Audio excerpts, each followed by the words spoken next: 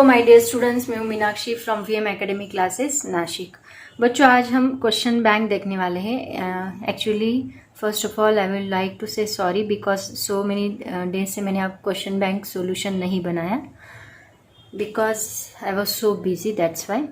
आज मैं आपको इसका थर्मोडाइनेमिक जो चैप्टर है उस चैप्टर का क्वेश्चन बैंक सॉल्यूशन देने वाली हूँ। आज से मैं हर रोज़ आपको क्वेश्चन बैंक अपलोड करूँगी, so don't worry about this. और जल्दी सभी टॉपिक्स में लेने वाली हूँ, सभी टॉपिक्स के क्वेश्चन बैंक में सॉल्व करके देने वाली हूँ। तो आज हम लोग थर्मोडाइनेमिक चैप्टर जो है चैप्टर नंबर 4 उसका क्वेश्चन बैंक देखने वाले हैं। बहुत ही सिंपल टॉपिक है, so don't worry about this. तो बच्चों, थर्मोडाइनेमिक्स का सबसे पहला क्वेश्चन देखो क्या है। Multiple choice question, 1 marks each. सबसे पहला क्वेश्चन है, यहाँ पे ठीक से दिख नहीं रहा है, मैं पढ़ के बताती हूँ। Which of the following is correct when the energy is transferred in a system from its environment. मतलब मान लो एक सिस्टम है और यहाँ पे इस सिस्टम से एनर्जी ट्रांसफर की जा रही है। यहाँ पे हीट हमारी एनर्जी रहेगी। तो ये जब सिस्टम पे ट्रांसफर्ड होगी तो क्या होगा, तो ये सिस्टम क्या करेगा, एनर्जी लूज करेगा। जब वो एनवायरमेंट में ट्रांसफर करेगा तब एनर्जी क्या करेगा, लूज करेगा। और एनवायरमेंट से जब एनर्जी सिस्टम को जाएगी, उन्होंने क्या पूछा, when the energy is transfer to a system from environment. Environment में जब सिस्टम में जाएगी तब क्या होगा, वो एनर्जी गेन करेगा। तो यहाँ पे उन्होंने ऑप्शंस क्या दिए हैं, मतलब देखो कोई भी बॉडी हो, वो अगर हम किसी रूम में रखते हैं तो वो क्या करता है, वो बॉडी अपनी हीट को एक्सचेंज करता है रूम के साथ। जैसे कि चाय अगर हम रूम में रखते हैं तो चाय क्या करती है, अपनी हीट, थोड़ी देर में चाय ठंडी होती है। क्यों? क्योंकि वो क्या करती है, अपनी हीट एनर्जी जो है वो सिस्टम के साथ एक्सचेंज करती है, मतलब एनवायरमेंट के साथ एक्सचेंज करती है। तो चाय एक सिस्टम हो गया और उसके आसपास का रूम जो है वो एक एनवायरमेंट हो गया। चाय क्या करेगी, अपनी एनर्जी लूज करेगी, सिस्टम को देगी। क्यों? क्योंकि चाय के पास ज़्यादा एनर्जी है, सिस्टम के पास कम एनर्जी है, तो वो सिस्टम को लूज करेगी। बट अगर सिस्टम ठंडा है और हमारा रूम जो है एनवायरमेंट वो गर्म है, तो वो एनवायरमेंट हमें एनर्जी देगा, मतलब हीट देगा। और फिर एक स्टेज के बाद दोनों की हीट सेम होगी, मतलब दोनों का टेम्परेचर मेंटेन रहेगा।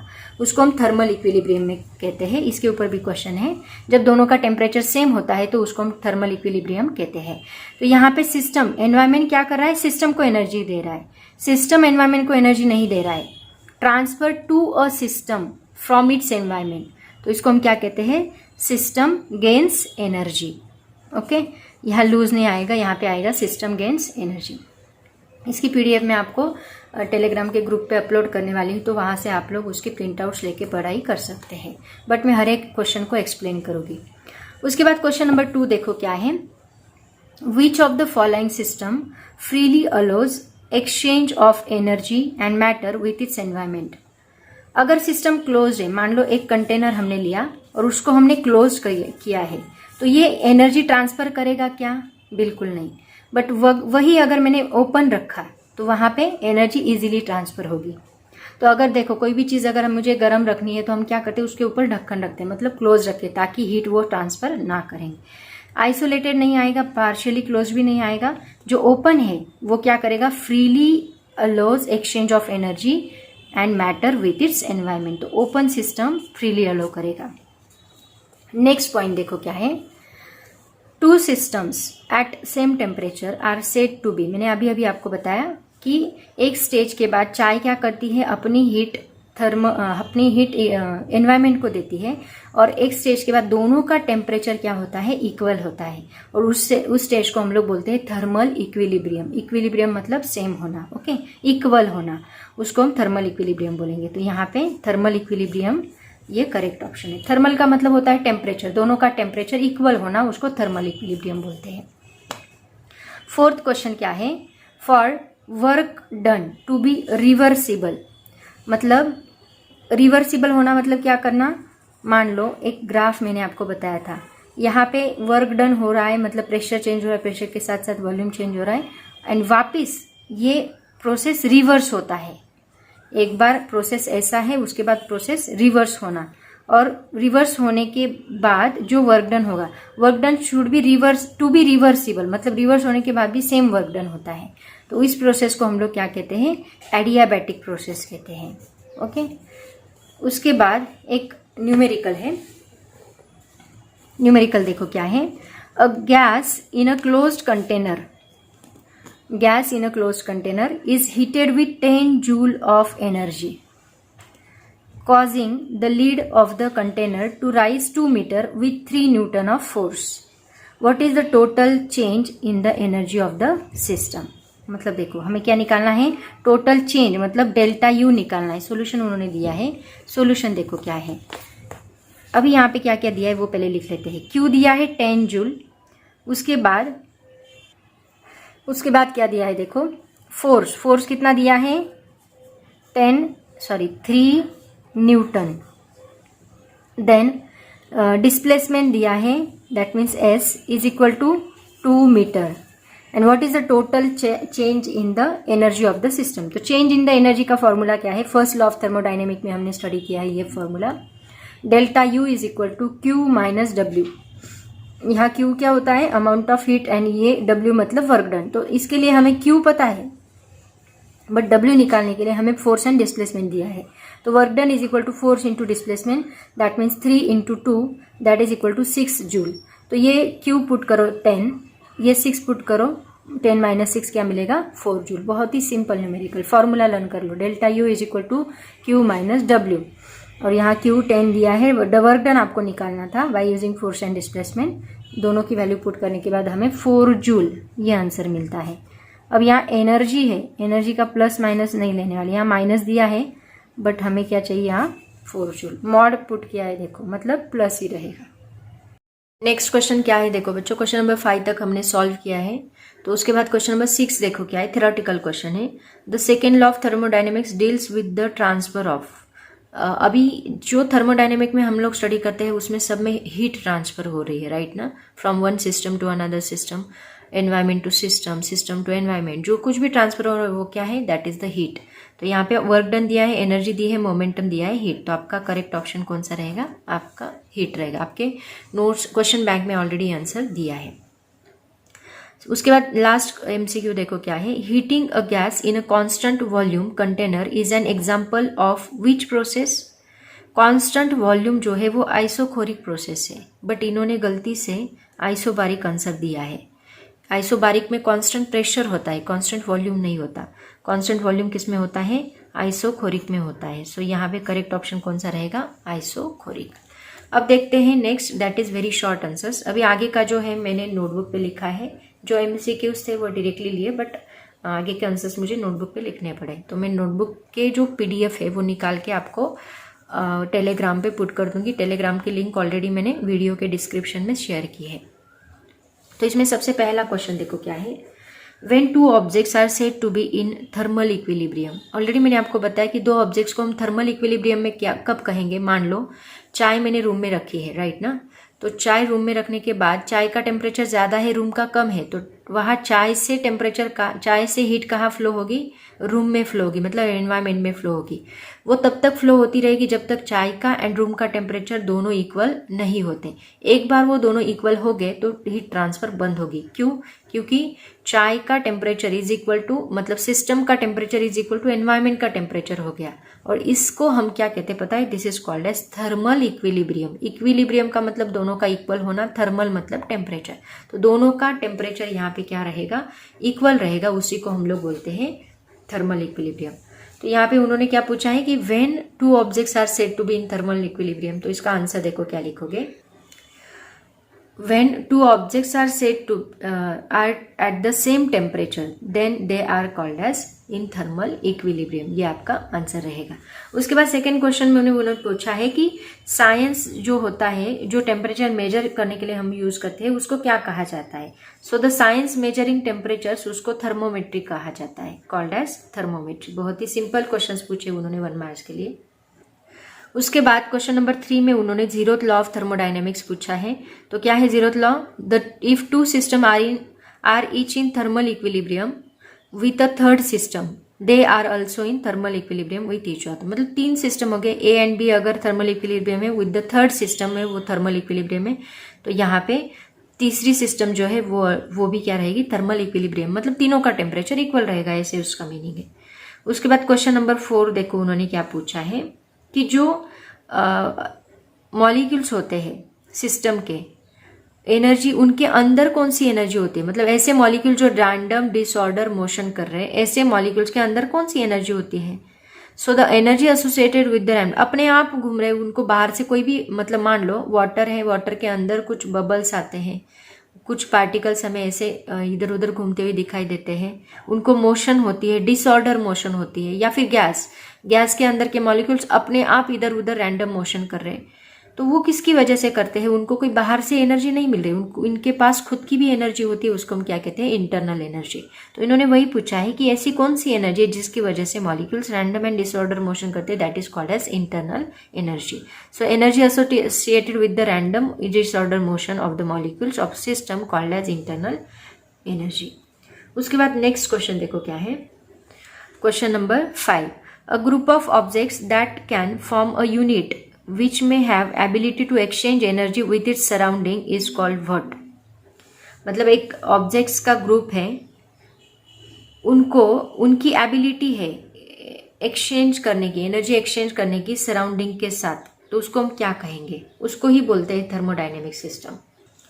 मतलब एक ऐसा सिस्टम होता है जिसके पास एबिलिटी होती है एनर्जी, मतलब जैसे कि चाय का मैंने अभी एग्जांपल दिया, आइस ले लो, आइस भी क्या करता है, एनर्जी गेन करने का काम करता है, चाहे एनर्जी लूज करने का। तो ये एक टाइप के थर्मोडायनेमिक सिस्टम हो गए। तो ऐसे जो सिस्टम्स होते हैं, ऐसे जो ग्रुप्स होते हैं, उनको हम बोलते हैं थर्मोडायनेमिक। जैसे कि अभी रूम एंड चाय, ये दोनों का ग्रुप है, ओके, वो क्या कर रहे हैं, एक दूसरे से एनर्जी ट्रांसफर कर रहे हैं।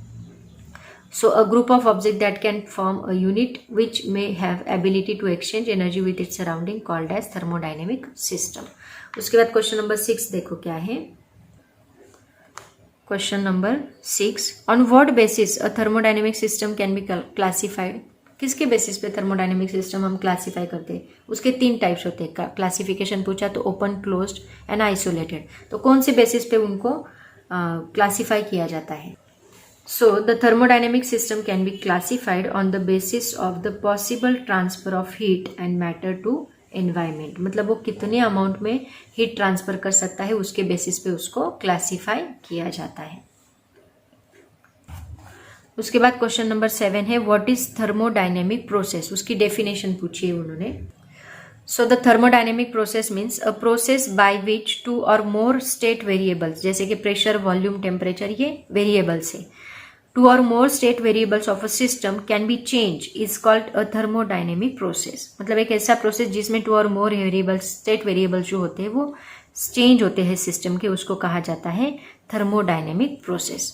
उसके बाद हीट की डेफिनेशन उन्होंने पूछी है। Definition of heat question number 8 में क्या है देखो, एनर्जी क्या है, it is nothing but the form of energy, जो ट्रांसफर हो रहा है कहाँ से कहाँ, higher temperature to lower temperature, उसी को कहा जाता है heat. Heat is the form of energy that transfer due to temperature difference between the system and surrounding called as heat. उसके बाद क्वेश्चन नंबर 9 देखो क्या है, what is the internal energy of the system when the amount of heat Q is added to the system and the system does not do any work during the process. मतलब मान लो हम लोग पानी गर्म करने के लिए रखते हैं, तो उसको हम एक्सटर्नल हीट अप्लाई करते हैं, बट इनिशियली क्या होता है, वो पानी डायरेक्टली उसका वॉल्यूम नहीं बढ़ाता, राइट ना। मतलब जैसे कि बबल आते हैं तो वैसे नहीं होता, इनिशियली पानी बहुत ही रेस्ट पोजीशन में होता है। इसका मतलब क्या, वो तो हीट गेन कर रहा है, बट पूरी की पूरी हीट वो किसके लिए लगा रहा है, उसकी इंटरनल एनर्जी इंक्रीज करने के लिए लगा है। पहले वो इसकी इंटरनल एनर्जी इंक्रीज करता है, उसके बाद वॉल्यूम चेंज करता है, मतलब वर्क डन करता है। तो उन्होंने पूछा है कि what is the internal energy of the system when the amount of heat Q is added. आपने अमाउंट ऑफ हीट ऐड की और सिस्टम ने कुछ भी काम नहीं किया, उस वक्त उसकी इंटरनल एनर्जी क्या रहेगी। तो पूरी की पूरी हीट उसने किसके लिए ले ली, इंटरनल एनर्जी के लिए। तो यहाँ पूरी हीट कितनी है, क्यू, मतलब इसकी इंटरनल एनर्जी भी क्या रहेगी, क्यू रहेगी। तो इसका आंसर हम लोग लिखेंगे the internal energy of the system is Q. उसके बाद नेक्स्ट क्वेश्चन देखो क्या है,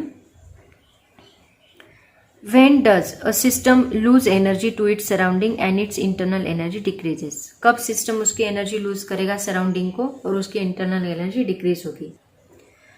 सो when the system does some work, जब सिस्टम कोई काम करेगा, to increase its volume and no heat is added to it, मतलब मान लो अभी वाटर आप गर्म कर रहे हो, वाटर गर्म किया, उसके बाद वो उसका वॉल्यूम बढ़ाएगा। ओके, वॉल्यूम बढ़ाने के, गैस गर्म कर रहे हैं, उसके बाद वो उसका वॉल्यूम बढ़ाएगा। बट अभी हमने हीट अप्लाई करना बंद कर दिया, बंद करने के बाद फिर भी वो उसका वॉल्यूम बढ़ा रहा है, तो वो उसकी इंटरनल एनर्जी यूज करेगा, राइट ना। No heat is added, then it is its internal energy, और उसकी एनर्जी लूज होगी, उसकी वजह से इंटरनल एनर्जी डिक्रीज होगी।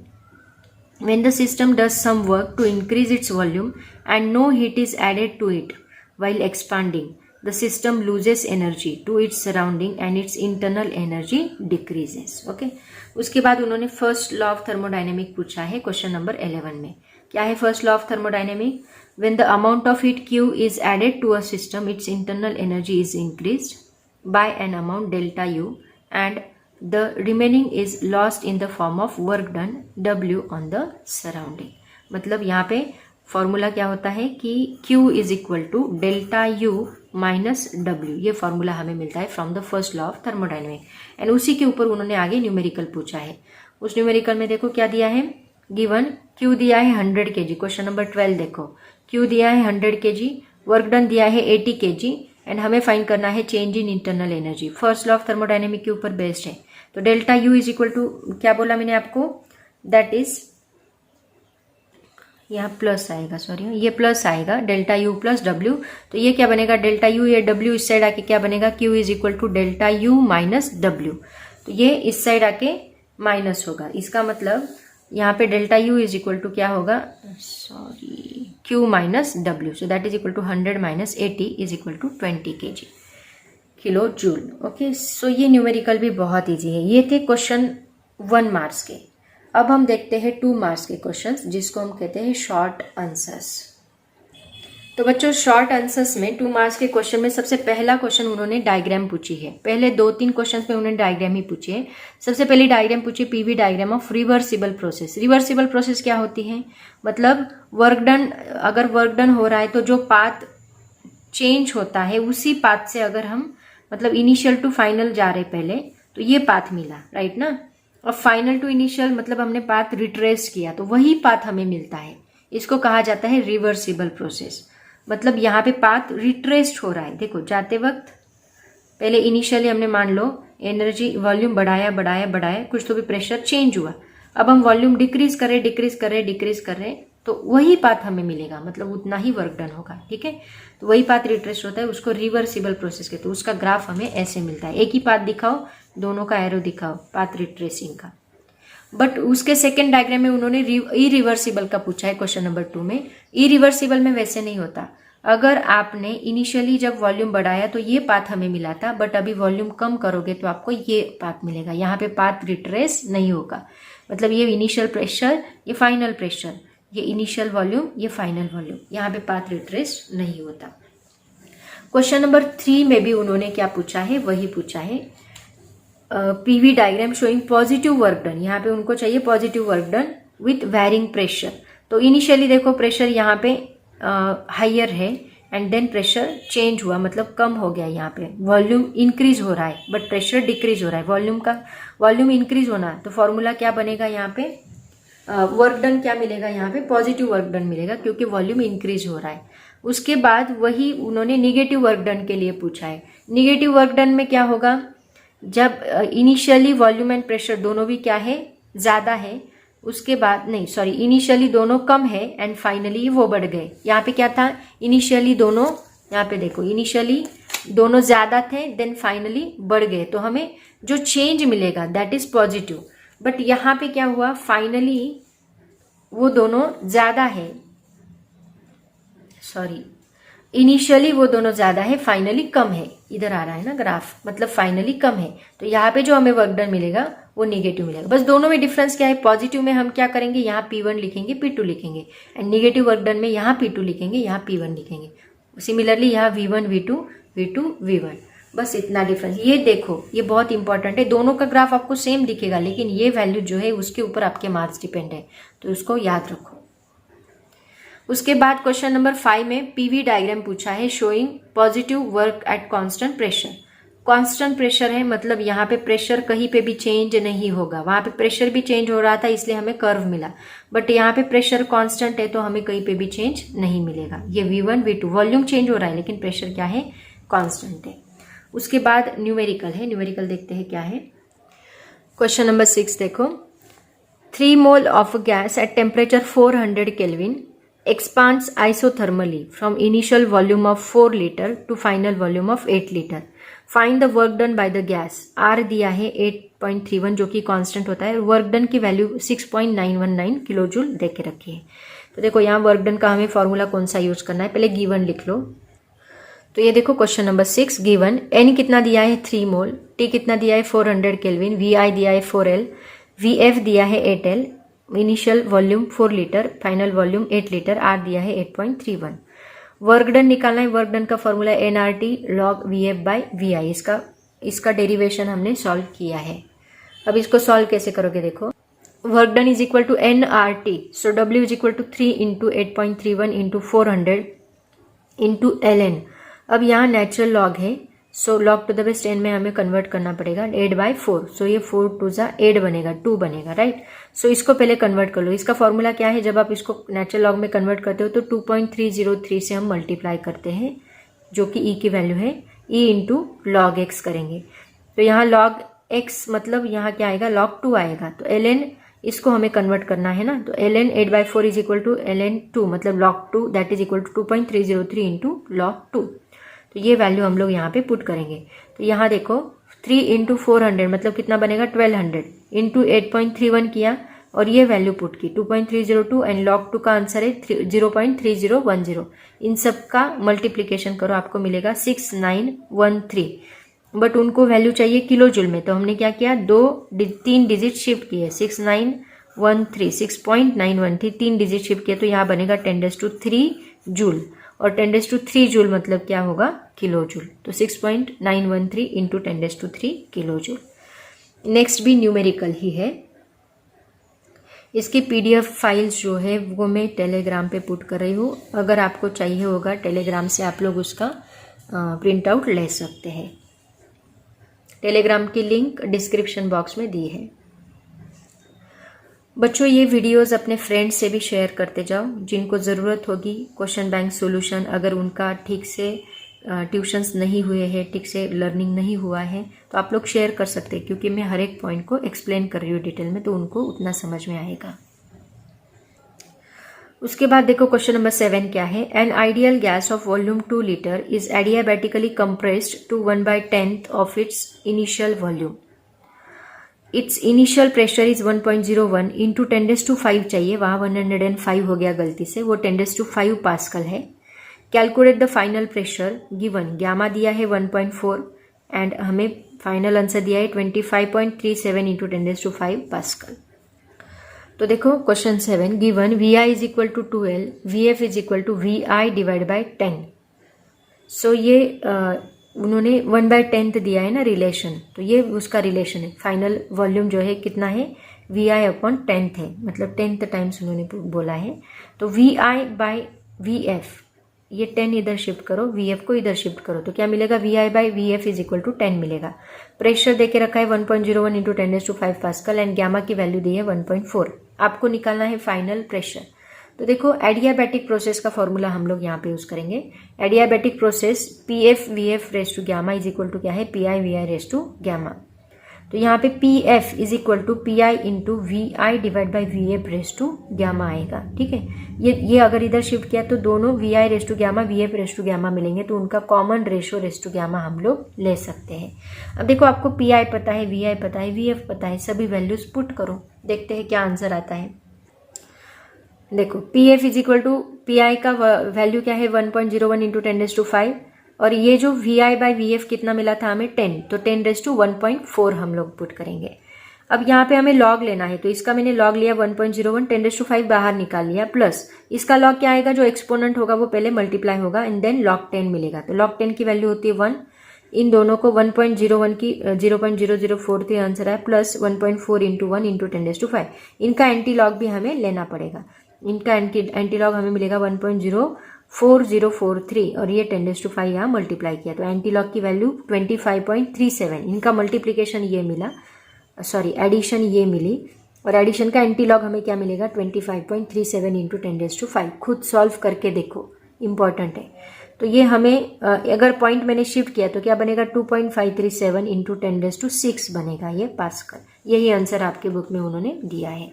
आगे का क्वेश्चन थ्योरेटिकल है, उन्होंने साइक्लिक प्रोसेस एक्सप्लेन करने के लिए बोला है क्वेश्चन नंबर 8 में। तो देखो साइक्लिक प्रोसेस क्या होती है, a thermodynamic process that returns a system to its initial state is a cyclic process.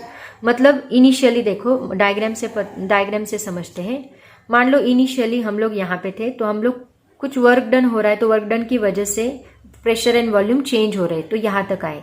वापिस वो वर्क डन हमने चेंज किया, मतलब वर्क डन होते होते वो कहाँ पे आएंगे, वापिस इनिशियल स्टेट पे आएंगे। मतलब इनिशियल स्टेट से हम फाइनल स्टेट पे गए, वापिस उसकी फाइनल स्टेट कौन सी है, वही इनिशियल स्टेट है। मतलब ए पॉइंट ही उसका इनिशियल स्टेट है, ए पॉइंट ही उसका फाइनल स्टेट है। तो यहाँ पे क्या हुआ, that system returns to its initial state, इसको कहा जाता है साइक्लिक प्रोसेस। ओके, तो ये प्रोसेस में इसका इनिशियल एंड फाइनल स्टेट जो है वो सेम रहेगा। इसका मतलब for a cyclic process the total change in internal energy क्या होगी, यहाँ पे 0 होगी, क्योंकि initial and final internal energy क्या है, सेम है। तो UF माइनस UI क्या मिलेगा, हमें 0 मिलेगा, क्योंकि दोनों कहाँ मिल रही है, एक ही पॉइंट पे मिल रही है। तो देखो इसको एक्सप्लेन कैसे करोगे। A thermodynamic process that returns a system to its initial state is a cyclic process. In this process, the initial and the final state is the same. For a cyclic process, the total change in the internal energy of a system is 0. That means delta U is equal to 0. So, according to the first law of thermodynamics, we have for a cyclic process Q is equal to W. According to the first law of thermodynamics, first law of thermodynamics में equation क्या मिलता है, हमने देखा क्या equation था वहाँ पे, that is Q is equal to, एक minute, Q is equal to delta U plus W। Okay, तो यहाँ डेल्टा U 0 है, इसका मतलब यहाँ Q is equal to क्या मिलेगा, W मिलेगा। तो फर्स्ट लॉ ऑफ थर्मोडायनेमिक्स से हम पता करेंगे कि Q डेल्टा U 0 है इंटरनल एनर्जी, इसका मतलब Q is equal to क्या मिलेगा, और डायग्राम दी है। तो जो भी हीट इंजन्स होते हैं वो सभी साइक्लिक प्रोसेस के ऊपर ही बेस्ड होते हैं। All working of all heat engines is based on the cyclic process. Okay, उसके बाद ये नेक्स्ट क्वेश्चन में इसका स्क्रीनशॉट निकालो चाहे तो, नहीं तो PDF टेलीग्राम से ले लो। तो उसके बाद देखो नेक्स्ट क्वेश्चन उन्होंने पूछा है difference between reversible and irreversible process. तो सबसे इसमें से कौन से भी आप लोग 4 पॉइंट्स लिख लो। रिवर्सिबल प्रोसेस मतलब होता है, reversible process is a change that can be retraced in reverse direction. जो भी चेंज होगा वो सेम पाथ से हमें मिलेगा, देखा हमने डायग्राम में, और इसमें it is change that cannot be retraced in a reverse direction. उसके बाद नेक्स्ट पॉइंट आप लिखोगे the path is same in the forward and reverse direction। यहाँ पे पाथ डिफरेंट रहेगा फॉरवर्ड एंड रिवर्स डायरेक्शन में। ये जो चेंज होता है बहुत ही स्लो होता है, this change is very slow and there is no loss of any energy. Slow change है लेकिन एनर्जी का लॉस नहीं है, बट यहाँ परमानेंट लॉस है एनर्जी का। Then the system comes back to its initial state after it is taken along the reverse path। वापिस initial state पे ही आती है cyclic process के जैसा। The change of state depends upon the path taken to change the state। depends on the path change होता है यहाँ पे। This process are ideal process and this process are real process। Actually ideally होता है, actual life में ये possible नहीं होता, बट ये प्रोसेस जो है वो रियल प्रोसेस है। उसकी PV डायग्राम निकालनी है, ऑलरेडी हमने क्वेश्चन नंबर 1 एंड 2 में 3 एंड 4 में देखा था। ये reversible and this one is irreversible. यहाँ पाथ वही है, यहाँ पाथ चेंज हो रहा है। ठीक है,